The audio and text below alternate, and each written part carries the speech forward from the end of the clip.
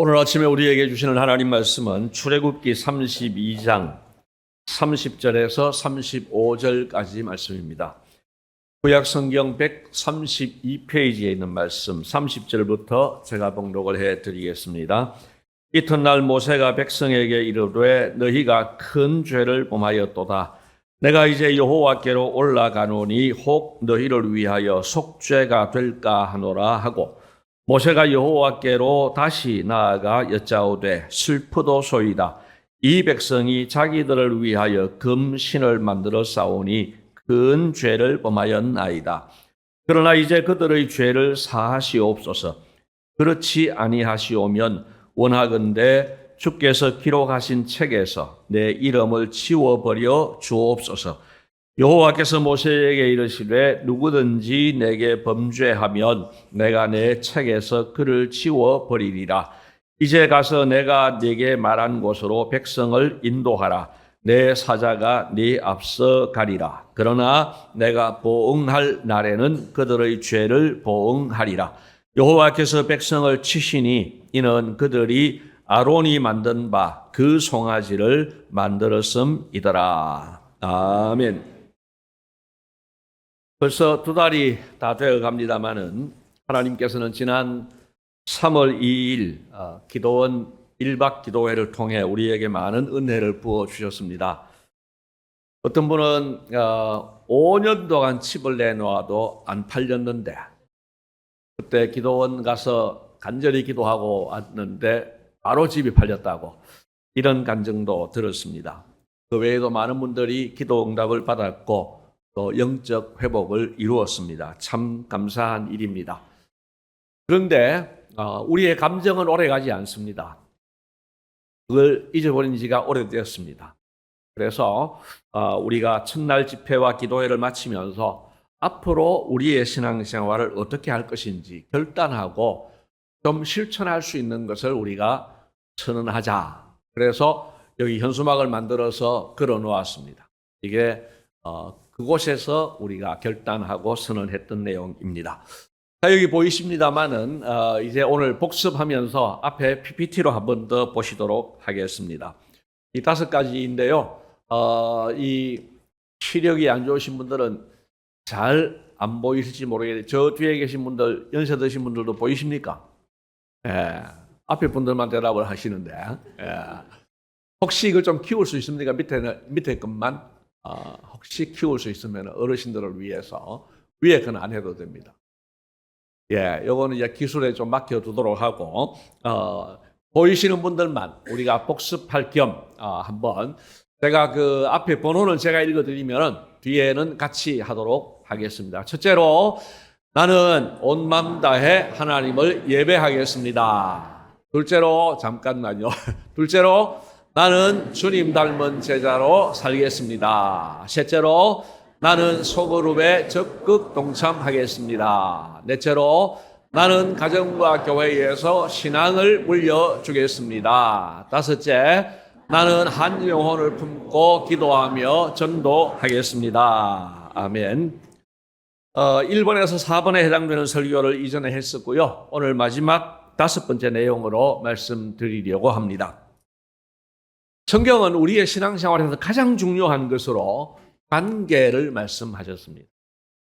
누구와의 관계입니까? 위로 하나님과의 관계입니다. 수직적인 관계라고 합니다.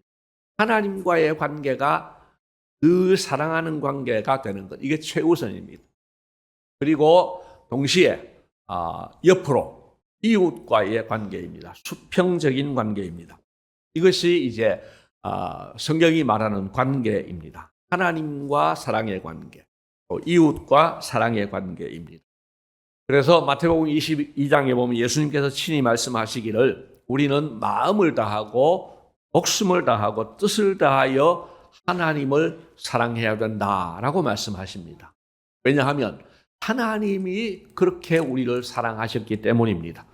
그래서 하나님만 짝사랑되지 않도록 우리도 함께 마주치는 사랑이 되기 위해서 그렇게 사랑해야 된다는 것입니다. 또한 이웃을 내 자신같이 사랑하라고 하셨습니다.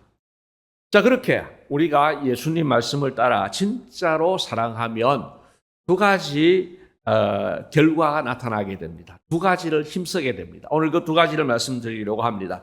첫째로는 진짜로 사랑하면 영혼 구원을 위하여 기도하게 됩니다.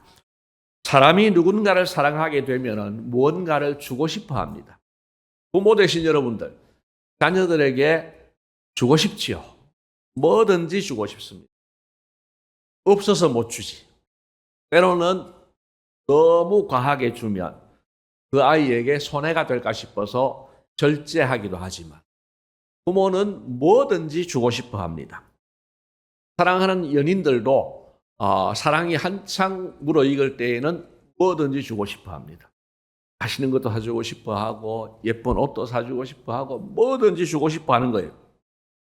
그런데 우리는 가진 것이 없어서 주고 싶어도 못 주고 또 정말 뭔가를 해주고 싶지만은 능력이 안 돼서 못할 때가 많습니다. 어떤 가난한 엄마는 아들이 문제집을 좀 사달라고 하는데 그 문제집을 사줄 돈이 없는 거예요. 그래서 고민하다가 헌책방을 갔습니다. 헌책방에 가서 문제집을 찾아보니까 있기는 있어요. 있는데 문제는 뭐냐 하면은 거기에 답이 적혀 있는 거예요. 그래서 또 고민을 합니다. 뭐 답이 적힌 문제지는 소용이 없잖아요. 마침 보니까 그 답을 연필로 적어 놓은 거예요.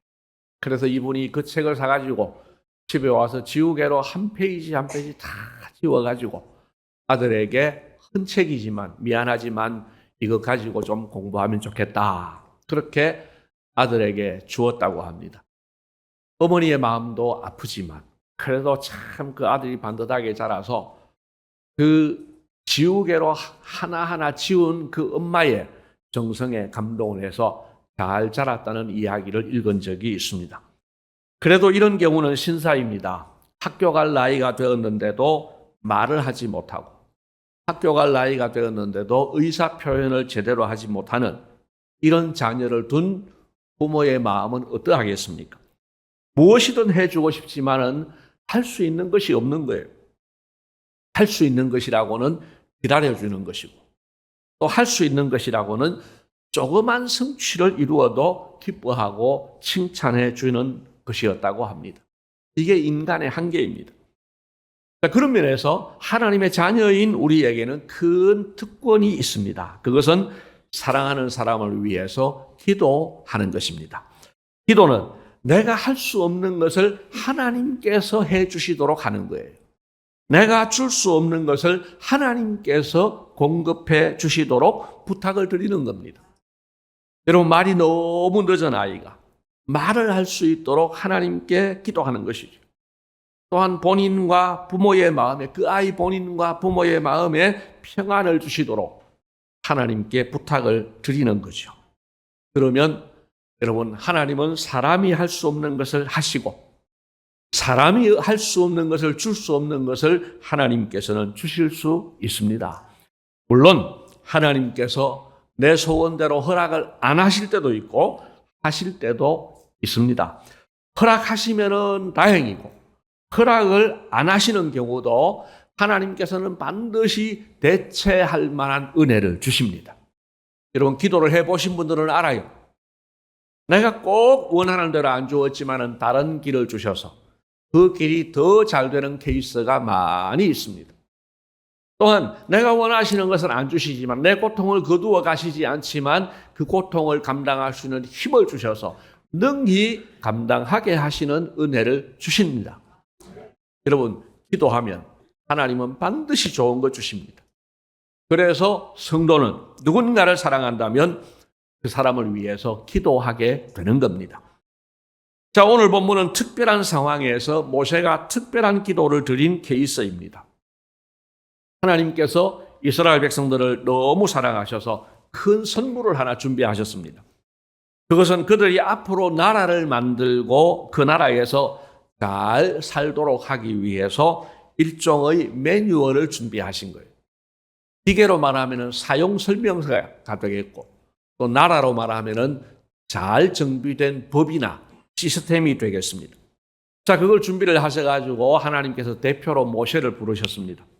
산에서 하나님과 모세가 독대를 하면서 참 은혜로운 시간을 보내고 있었습니다. 그런데 산 아래에 있는 백성들이 생각할 때에 기간이 너무 길어지는 거예요. 기다림에 지칩니다. 그러면서 백성들이 희한한 이야기를 합니다. 출애굽기 32장 1절 말씀에 보면 그들이 이렇게 이야기합니다. 아론을 찾아가서 하는 말이 우리를 인도할 신을 만들라. 여러분 참 나와서는 안 될 말을 하는 거예요. 우리를 인도할 신을 만들어라. 모세는 어찌 되었는지 그 생사를 알 수가 없다는 거예요.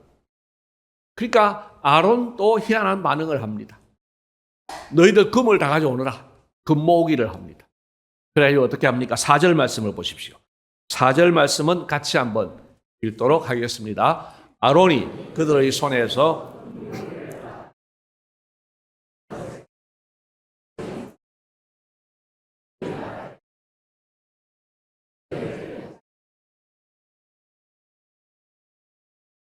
여러분 참 기가 막힐 노릇 아닙니까? 송아지를 만들어 놓고 이스라엘아 이 송아지는 너희를 애굽 땅에서 인도하여 낸 너희의 신이라. 기가 막힐 노릇입니다. 그러자 하나님께서 대노하셨습니다. 10절 말씀에 보니까 하나님께서 진노하셔서 하시는 말씀이 내가 그들에게 진노하여 그들을 진멸하고 너를 큰 나라가 되게 하리라. 이 이스라엘 백성들 그들은 아브라함의 자손들입니다. 물론 모세도 아브라함의 자손이죠. 근데 그들 다 멸하고 너 모세를 통해서 너 후손을 통해서 내가 다시 시작하겠다라고 말씀하시는 거예요. 그런데 이 말씀이 끝나자마자 모세가 어떻게 했습니까? 11절을 보십시오. 모세가 그의 하나님 여호와께 구하여 이르되 모세가 즉석에서 즉각 기도한 것입니다. 그리고 모세는 산을 내려와서 백성을 만났습니다. 그리고 모세가 백성들을 향하여 크게 진노하여 책망했습니다. 26절을 보시면은 여호와의 편에 있는 자는 다 내게로 나오라 외쳤고 레위 자손들이 앞으로 나왔습니다. 27절에 명령을 줍니다. 레위 자손들아 너희는 칼을 찰고 이쪽에서 저쪽으로 다니면서 사람들을 죽여라. 이 벌 받아야 된다. 그래서 28절에 3,000명 정도가 죽은 후에 징계를 멈추게 합니다. 그 후에 모세가 다시 이스라엘 백성들을 위해서 간절히 기도한 것이 오늘 본문의 내용입니다. 여러분, 모세는 왜 이들을 위해 간절히 기도했습니까? 그것은 사랑 때문입니다. 하나님을 사랑하고 그 백성들을 진짜로 사랑했기 때문입니다. 여러분, 이 백성들의 행실을 보면은요, 사랑할 가치가 없는 존재들이에요. 패역하고 말도 안 되는 잘못을 범했지만 모세는 그들을 향해서 아버지의 마음을 가지고 있었습니다. 여러분, 아버지의 마음은 자식이 죽을 죄를 져도 그래도 자식을 사랑하는 것이 아버지의 마음이잖아요. 그 마음을 가지고 오늘 모세는 기도했던 겁니다. 지금 모세 앞에는 아버지를 배신한 아들이 있습니다. 하나님 아버지를 배신한 아들이 있고 그 아들을 버리겠다고 선언하시는 하나님 아버지가 계십니다. 그런데 모세는 하나님 아버지도 사랑하고 이 백성들도 사랑하는 거예요. 그 부자지간의 사이에서 아버지와 아들을 다 사랑하는 모세는 그들의 관계 회복을 위해서 간구했습니다. 아버지에게는 자녀를 찾아드리고 자녀에게는 아버지를 잃지 않도록 하기 위해서 모세는 간절히 기도했던 겁니다. 특히 32절 말씀을 보면 감동적입니다. 여러분 32절 말씀을 같이 한번 읽도록 하겠습니다. 그러나 이제 그들의 죄를 사하시옵소서.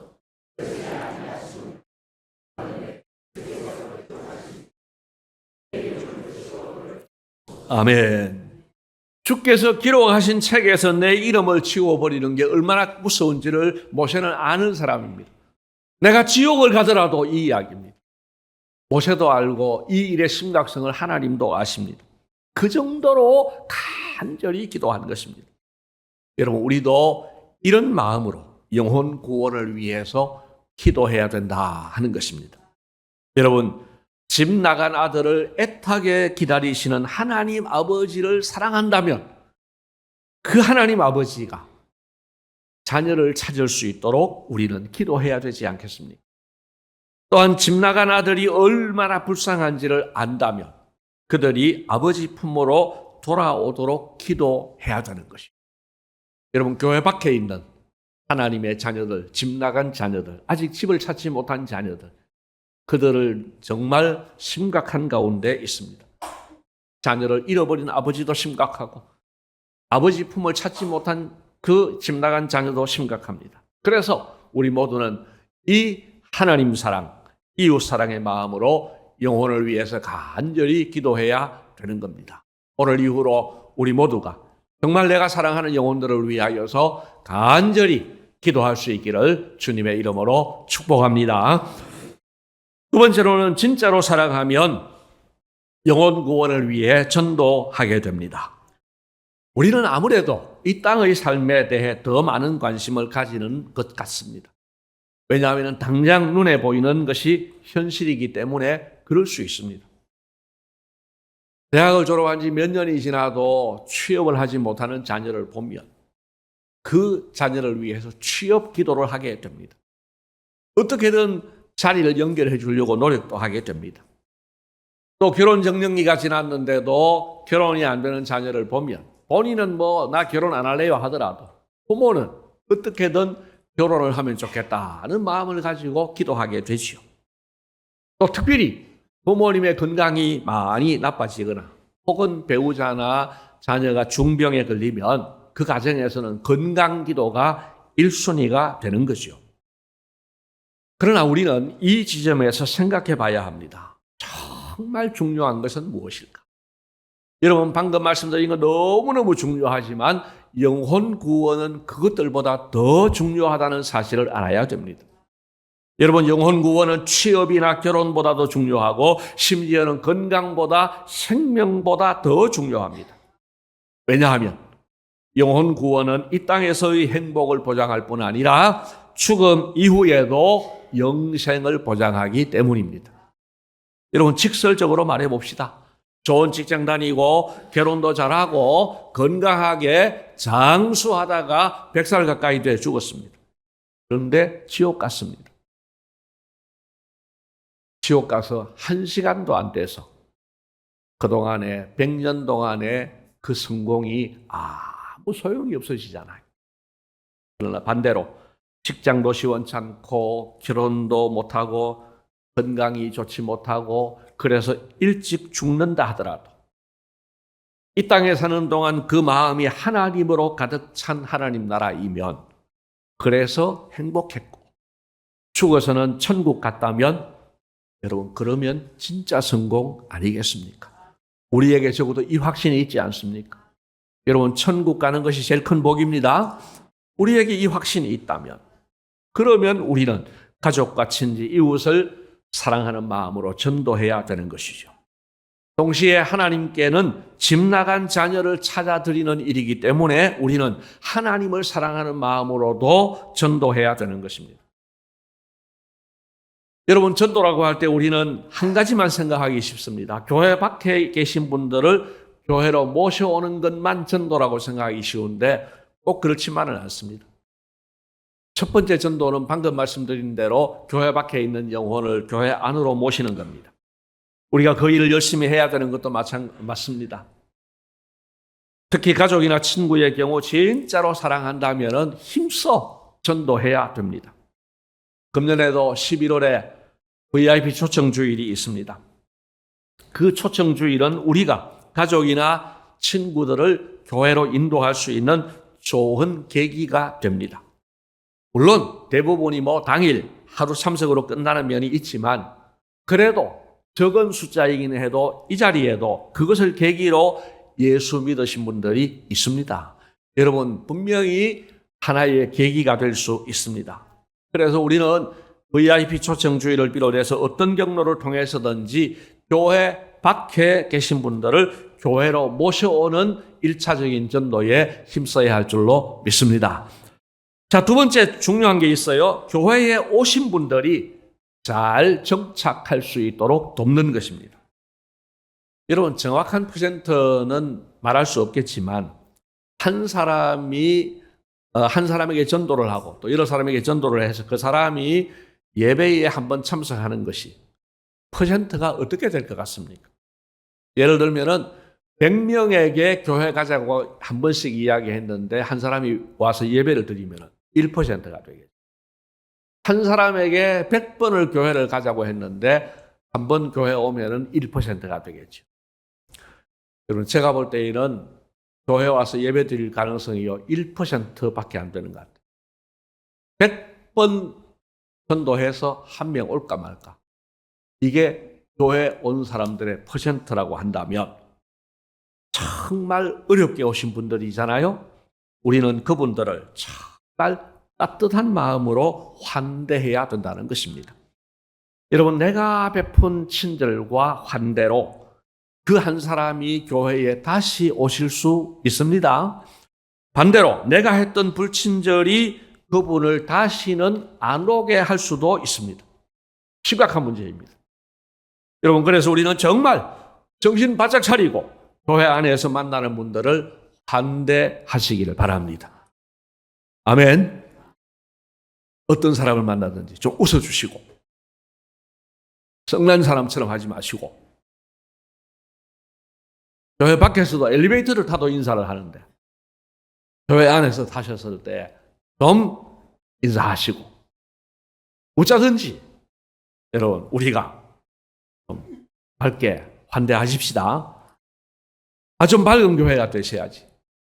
어떤 사람이든지 반갑습니다. 아주 마음을 담아서 이렇게 환대해주는 교회가 되어야 하겠습니다.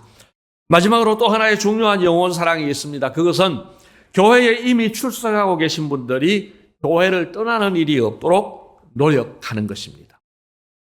지난 화요일에 우리 부산 노회가 열렸는데 노회 마지막 시간에 목사 임직식이 있었습니다.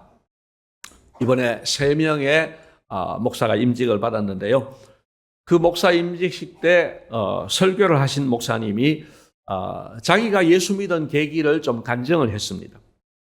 고등학교 때 이분이 교회를 안 다녔는데 축구를 좋아했고 또 축구를 잘 했대요. 그런데 이제 교회 다니는 친구가 슬 다가오더니만은 친구한테 하는 말이, 야, 우리 교회가 축구 시합을 하게 되는데 교회별 축구 대항전이 있는데 네 우리 교회 와서 축구 선수 좀 돼주라. 축구 좋아하는 애들은요, 이러면은요 엄청 좋아합니다. 그래, 좋지. 이렇게 이야기를 하니까 그 다음에 이 교회 다니는 친구가 한마디 더 합니다. 그런데 교회가 부정선수를 보내서 되겠나? 네 교회 안 나오다가 선수하면 부정선수 되니까 교회가 그 시합하기 전에 한두 주라도 교회 나와야 안 되겠나? 그러니까 이 친구가 들어보니까 그 말도 맞는 거예요. 그래, 뭐 한두 주 가주지 뭐. 그래가지고 축구할 욕심으로 한 2주를 교회를 나왔대요. 그리고 축구 시합을 끝냈어요. 그리고 그 다음부터는 안 가는 거죠. 근데 그 당시는 교회 대학 축구 대회가 그리 많았대요. 또 조금 있으면은 대회 한다고 또 오라 하더래. 또 한 2주 가서 예배 드리고 또 시합 나가고 이래가지고 이제 하다가 나중에는 계속 나오라고 하니까 부담되니까 이제 안 가는 거예요. 숨어 다니고 피해 다니고 집에 있을 때 혹시 찾아오게 되면은 엄마한테 부탁을 해가지고 내 없다 캐라 이렇게 이야기를 했는데 그때는 또 엄마가 그렇게 또 정직해가지고 우리 아들이 없다 하라 합디다 또 이렇게 가지고 이야기를 하고 그래가지고 잡혀가고 그래 했는데 자기가 교회를 안 가면은요 중고등부 임원들이 찾아오고 선생님들이 찾아오고 또 담당 장로님이 찾아오고 또 목사님도 찾아오고 배길 수가 없더래요. 그래가지고 교회를 다녔고 대학생 시절에 어느 수련회에서 하나님을 만나고 목사가 되었노라고 고백을 합니다.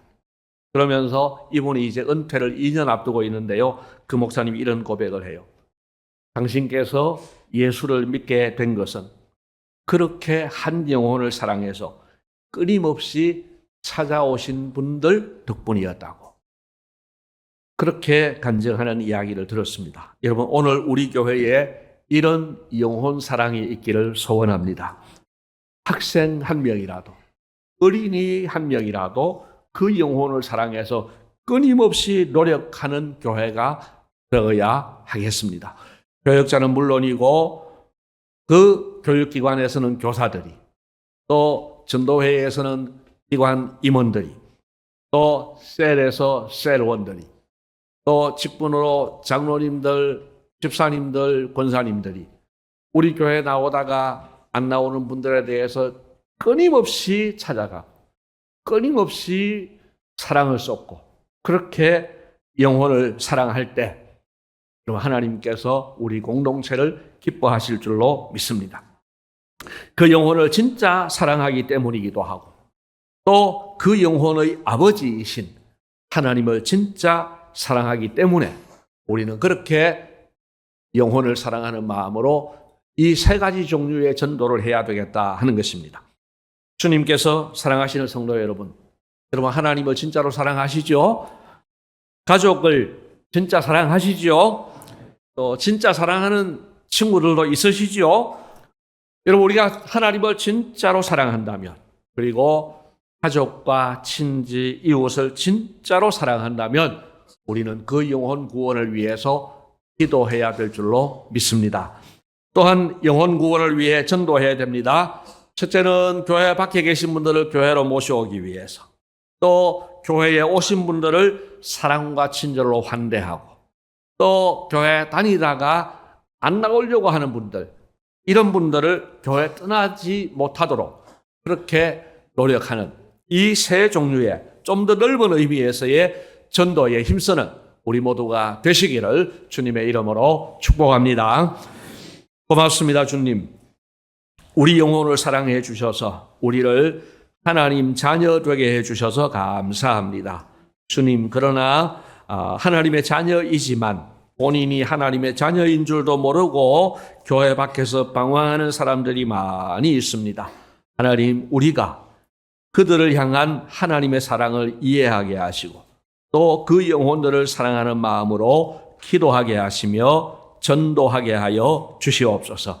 영혼 사랑을 어떻게든 실천하는 우리 모두가 되게 하여 주시옵소서. 감사하옵고 예수님 이름으로 기도드리옵나이다. 아멘.